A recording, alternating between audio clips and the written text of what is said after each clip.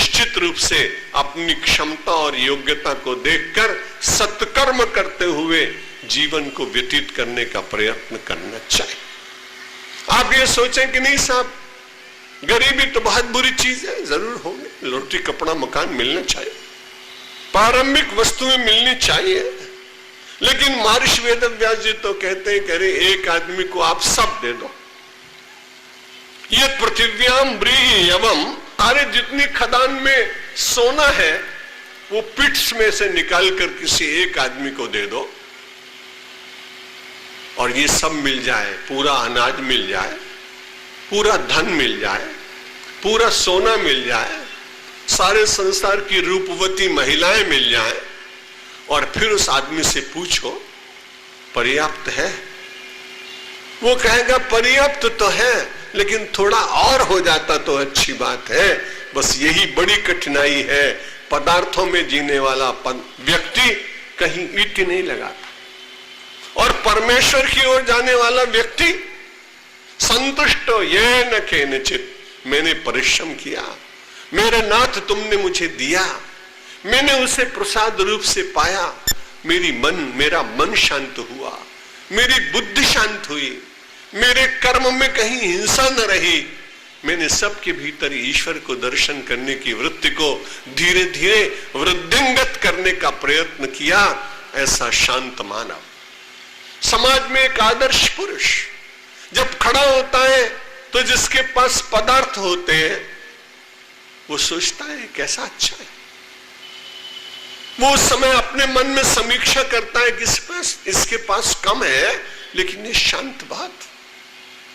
और दूसरी ओर अमेरिका जैसे देश में कई 100 लोग आत्महत्या करके मर जाते हैं। एक प्रश्न आपके सामने समुपस्थित कि रोटी कपड़ा मकान वैभव कार बंगला ये सब कुछ प्राप्त होने पर यदि व्यक्ति सुखी हो जाता हो तो अमेरिका जैसे देश में उन भाई बहनों को आत्महत्या क्यों करनी पड़ती? इसलिए केवल गरीबी आत्महत्या कराएगी, मैं इसके साथ सहमत नहीं हूं। संपन्न होने के बाद भी जो मन की गरीबी है यदि वो न मिटी तो किसी भी क्षण आप अपने प्राणों का विसर्जन अपने आप कर बैठेंगे। उससे बचने की चेष्टा करनी चाहिए। कौन बचाएगा? उसको बचाने का तो मार्ग एक ही है और वो है धर्म, वो है अध्यात्म और वो है शमन। शमन का अर्थ मन को समझाना। मनोवैज्ञानिक अच्छे लोग छोटे बच्चों को पीटने नहीं देते और ये प्रयोग पिछले 25-40 वर्ष से स्कूलों में भी चल रहा है, काफी सफलता मिली। उद्दंड बालक को भी बिठा के कई बार अच्छी तरह समझाते हैं, रोज समझाते हैं तो उसका परिणाम अच्छा आता है। पहले तो हम लोगों के जमाने में तो ऐसा ही था कि विद्या आवे धमधम, मास्टर साहब ने पकड़ा 2 4 10 लगा दिए। मैं भी पिटा हूं, मुझे अच्छी तरह याद है।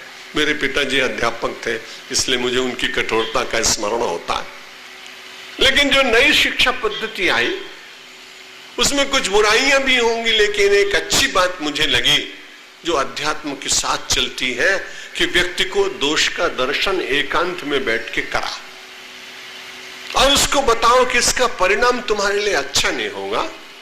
यदि आप उसे रोज रोज इस बात को प्रेम से समझाएं तो निश्चित रूप से उसका मन आपकी वैचारिक हैमरिंग से, आपके वैचारिक बारंबार प्रयोग करने से उसके जीवन में निश्चित रूप से परिणाम आएगा और परिवर्तन होगा।